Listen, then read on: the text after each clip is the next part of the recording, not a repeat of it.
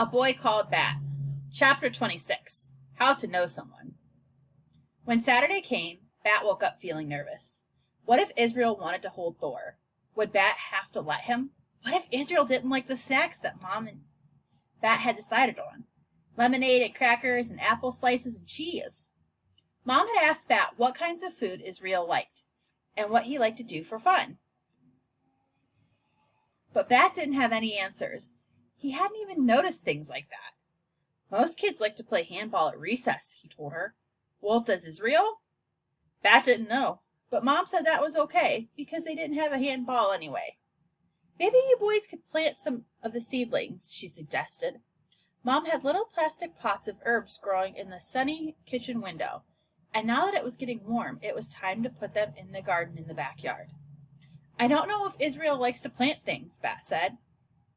Most kids like to dig in the dirt, Mom said. So when Israel and his dad arrived at 11:30, the first thing that Bat said when he answered the door was, "Do you like to garden?" Israel shrugged. "I guess," he said. "Bat," Mom said behind him, "invite them inside." He was blocking the doorway, Bat realized. He stepped back and said, "Come in." "Thanks," said Israel. His dad said, "Thanks so much for inviting Israel over." "Thanks for bringing him," said Mom. "I'm Valerie." "Tom," said Israel's dad. They shook hands. Then he said, "I'm just going to run a few errands. Can I pick him up at 2 o'clock? After Israel's dad left, Bat said, "We have apples and cheese and crackers and lemonade. And Mom says we can plant the seedlings in the garden. And I guess if you want to come see, you can come see my room if you want." "Actually," Israel said, "I was hoping to meet the skunk." "Oh," said Bat. "Okay." Thor was in his enclosure. He was getting big enough to walk around now, but he still wasn't steady on his feet. He seemed to know that when Bat opened the enclosure door, it was something to be excited about, because he woke up and started scooting around. "He's tiny," Israel said. Bat scooped up Thor and held him close. Thor could see now, but not very well. Skunks don't have very good eyesight. "He's way bigger than he was," Bat said, "and he's got fur. When he was first born, he was almost bald, and he couldn't open his eyes or walk or anything." "Can I hold him?" Israel asked, putting out his hands. That sounded like a terrible idea to Bat. "Have you ever held a baby skunk before?" "No," said Israel. "I don't know," said Bat. "You might drop him." "I could sit on the floor," Israel said, "and you could hand him to me." Bat wanted to say no, but Mom said, "Bat, honey, you've never held a skunk kid either, until a few weeks ago, and you've never dropped Thor." "I don't know," Bat said. "Would you promise to be careful?" "Yes," said Israel, "I promise." Bat wanted to be sure that Israel was taking this seriously, that he understood how important this was, being careful with Thor. So he looked straight into Israel's eyes. Maybe he could see something there, like Mom said. Something that would let him know that it would be okay to trust Israel. Israel's eyes were light green. They were framed by thick black lashes. Their pupils were round and black, just like everybody's pupils. Bat wanted to see something in Israel's eyes, but all he saw were eyes. Then he looked at Israel's hands, the way that they were cupped together to form a safe little nest. He saw how Israel had overlapped his palms so that there was no way Thor could slip between them. Bat didn't know much about eyes, but he knew about hands. Mom's hands, so strong and sure when handling animals. Lawrence's hands, enormous but gentle anyway. Mr. Grayson's hands, with long fingers and interesting rings. Dad's hands, with nails clipped short and neat. Janie's hands, so clever at braiding.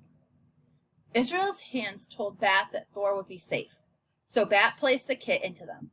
He didn't even make Israel sit on the floor. "Oh, he's so light," Israel said. "He's so cute." "He's perfect," Bat said. "I'm going to learn everything there is to know about caring for skunks. Mom says we can keep Thor until he's old enough to release, and I'm going to become the best skunk caretaker in the world." Israel brought Thor up close to his face and rubbed against his cheek. "Do you think you could teach me some stuff too?" he asked. "You want to learn about the care and feeding of skunks?" Bat asked. "Yes," said Israel. Maybe they could plant seedlings next time Israel came over. Maybe today they could talk about skunks and research skunks and watch YouTube videos about skunks. Okay, said Bat. Israel handed Thor back to Bat, and Bat put on the sling and tucked Thor inside. He felt the skunk scratch and turn and then settled down to sleep. Well, Bat said, do you want to see my room? Sure, said Israel. So Bat led the way through their house, down the hall and into his room. He opened the door. After you, he said to Israel. Before he followed Israel into the room, Bat turned to see Mom standing by the skunk enclosure. She was smiling, and she lifted her hand in a little wave. She looked happy. Bat felt happy, really happy. He had a warm, sleepy skunk kit in a pouch around his neck, and he had a boy, maybe even a friend, visiting his room, wanting to research skunks with him. Bat didn't know how things would turn out with Thor, and he didn't know how things would turn out with Israel either. But right now, Bat felt as happy as he ever in his life. He waved back to his mom and felt his face stretch into a smile just as wide as hers. And then, with Thor tucked safely into his pouch, Bat went into his room to hang out with his friend. The end. Quick author's note. Believe it or not, there is a real Dr. Jerry Dragoo, and he really does run the Dragoo Institute for the betterment of skunks and skunk reputations. Throughout this although Dr. Jerry Dragoo is fictionalized in this book, responded to Bat with a rather short email message, the real Dr. Jerry Dragoo has written extensively about skunks, their origin, history, environment, diseases, and more. If a real-life child were to write to Dr. Jerry Dragoo about the pros and cons of skunk adoption, his answer would be much more complete than the fictional email included in A Boy Called Bat. As Dr. Jerry Dragoo would tell you, owning a skunk is a complicated matter, not to be taken lightly and illegal in many places. Please visit his website at www.dragoo.org if you would like to learn more. Heartfelt thanks to Dr. Jerry Dragoo for his input and advice. That's out.